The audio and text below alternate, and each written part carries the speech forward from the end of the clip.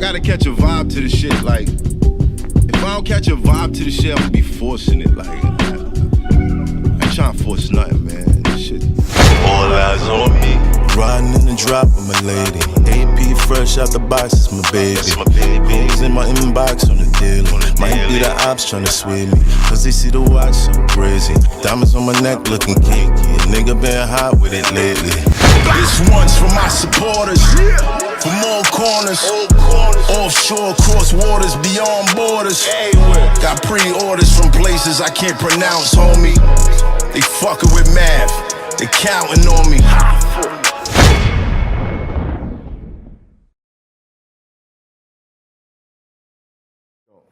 You know, well, what do? I do think that, congratulations to everybody, but I'm always gonna be the skeptic.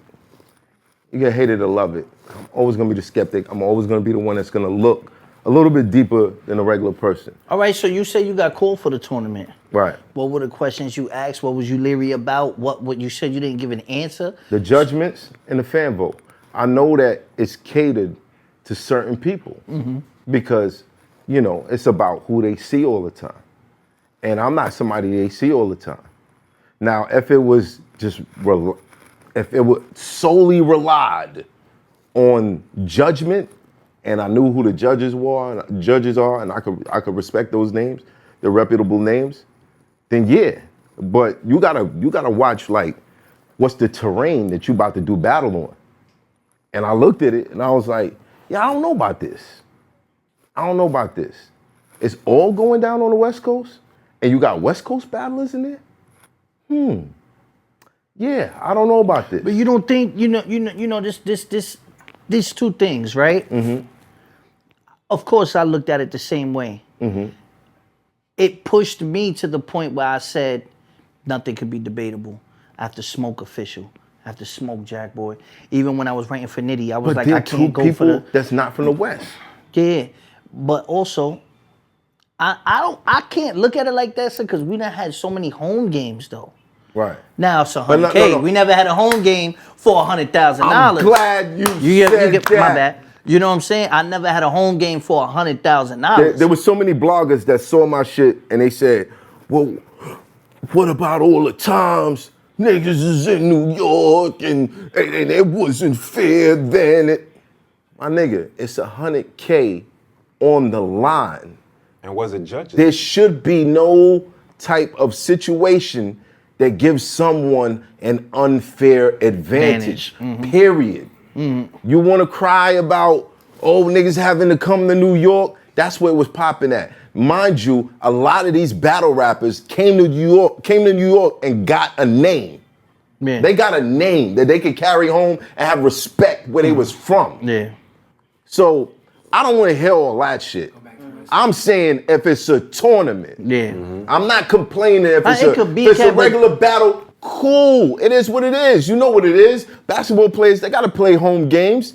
Sometimes you might hit a crazy three and boo. Cool, nigga. Because I'm killing where you at. This is what you're going to do. Yeah. But when it's a tournament and you know, like, there's too many distractions. One, you got motherfuckers that watch the battle and read comments at the same time.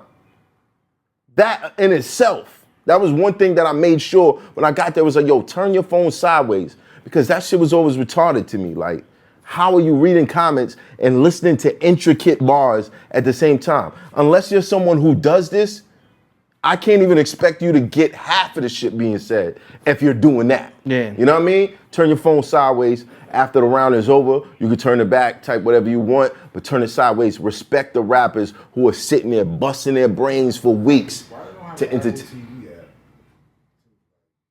Why don't have the apps on the TVs, like caffeine on the TV? You can just watch it. I don't know. You could log on to caffeine and watch it. Yeah, like I could watch it off the laptop. It's not the same because you're watching the right. So that shit and then knowing that you having like. And then if you try to watch it with the delay so that there's no skips, sometimes you're gonna miss out on the voting. Because if that stops, because you're behind there's like no way maybe you're a gonna minute. get it right. It's like 30. It's like. You can't vote if you're doing that. Yeah, that's what I'm saying. Because by the time you get to the end of the battle, that voting system. So there's too many variables that could somehow work in someone who doesn't deserve it, their favor. So no, I think that bloggers need to understand, yeah, we've worked through hard crowds. Everybody's worked through a hard crowd. All the battles wasn't always in New York.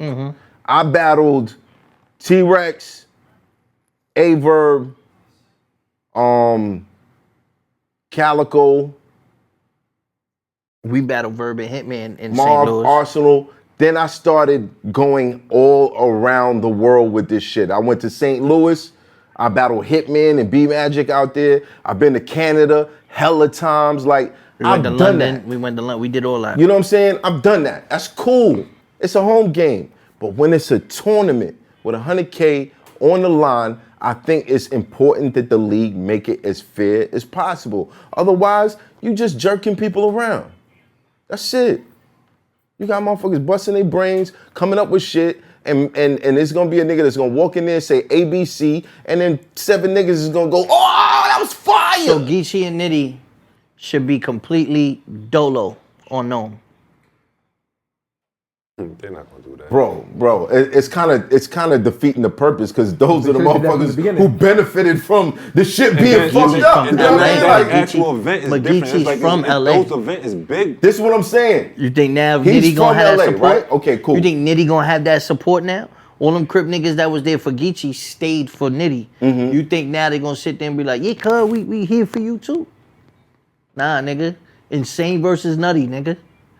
That's what it is. It's 2 different sets. You get what I'm saying? I don't think it's gonna be the same support. So even this, Nitty might have that same problem.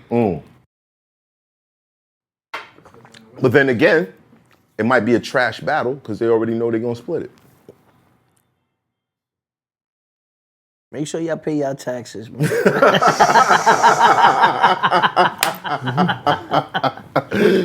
Okay. On another note, you had stepped away from battle rap for a little while, and completed a dope music project. Appreciate that.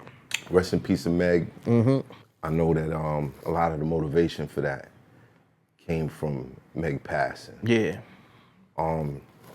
Break that whole scenario down. Last year, this kind of like the first time I reflected on like my situation or where I was at.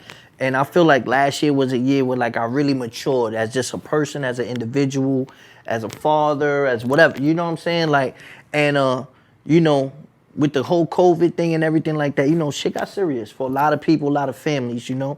So when Meg passed, you know, it fucked with me, you know? And I had to battle with Saga.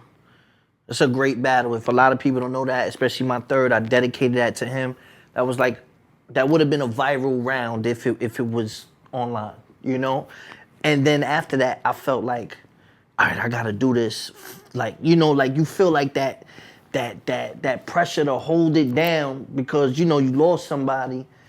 I wasn't ready, bro. When I battled Nitty the first time, my mom wasn't there. When I battled Easy, my mom was not there, bro. I was fucked up, but I didn't really know I was fucked up. Like, I was just unmotivated.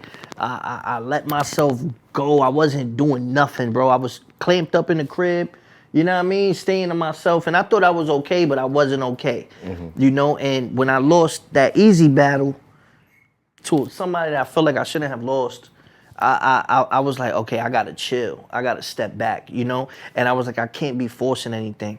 And then, you know, I just went to the studio and I saw Big Bro, Meth at the stool. Yeah.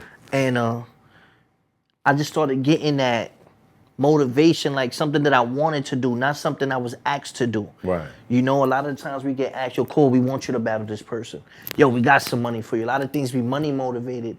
That Right. wasn't money motivated. I was like, you know what, let me, you know, start submitting beats. I started writing and the pen just started flowing, and then I just started working on the album, and it was very genuine, and it was something that it was easily done, like, and it's one of my best shit because it was real. I was vulnerable.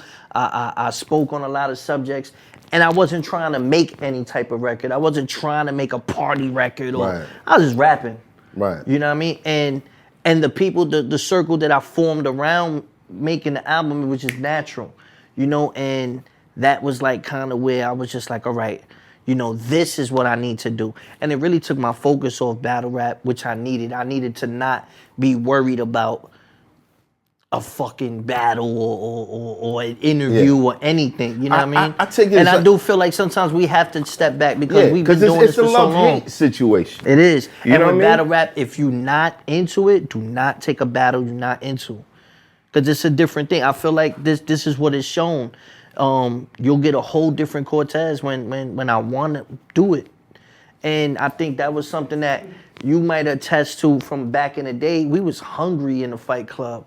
You know what I'm saying? So it was like, you see that hunger, you know, yeah, he want to kill. Right. It's hard for us to do that now. And it's no other explanation except the fact that, bro, you've been doing a job for 13 years. You want a pay raise. You want to be the boss. You want to be able to, you know what I'm saying, make it to a certain level. So it's like, if it's not there, then you just sit there and like, yo, man, I'm running in circles. You know what I mean? This wasn't the game plan. Right. You know, so the album helped me break out that cycle. Do you think, because I feel like doing music, you feel a lot more comfortable with your art. When you're writing a song, you don't feel the same pressure as writing a battle. I stay in my lane. I can talk whatever I talk. I know my swag. I know. But that's crazy. I My always pitch. connected with your music from day one, though. Like from when you even first came to Fight Club, it's like you. Even when you was spitting, it was like, nah, this nigga makes songs. I could tell, like, you make songs and shit like that. You was dope at it, but then you just kept coming back, and That first week I went there, I battled like 7 people that day. Those are all mixtape verses. I didn't go in there knowing I was gonna battle that. I battled like 7 people that day. He was like, yo. I was like, yo, bro, I just ran out of, I think I battled Hami Ham at the end or something. And I just ran out of verses. I just ran out of verses. I was like, all right, yeah. We went like 5 extra rounds. Right. I was going through my book in my head. I'm like, yo, nigga, I don't got no more 16. I battled Hollis Michaels at battled my Hollis? tryouts. That's funny. That was funny. crazy. It's Hoffa. Trapper turn smack rapper. Only smack rapper that you know is smack rappers. Got bars, I can hang with the backpackers. Trap star, I don't hang with the backpackers. I'm in the hood with the work, you heard. Making fiends leave earth, you heard. Got your baby mama thirst, you heard. Feel the flow, nigga, throw it in reverse. This the wave you need to surf, you heard. Yo, Jim, I need a bomb I could drop on you niggas. Bad boy, I'm never gonna stop for you niggas. I don't give a fuck who you got is the illest. I solidify my spot with gorillas. Now I'm rock with you niggas.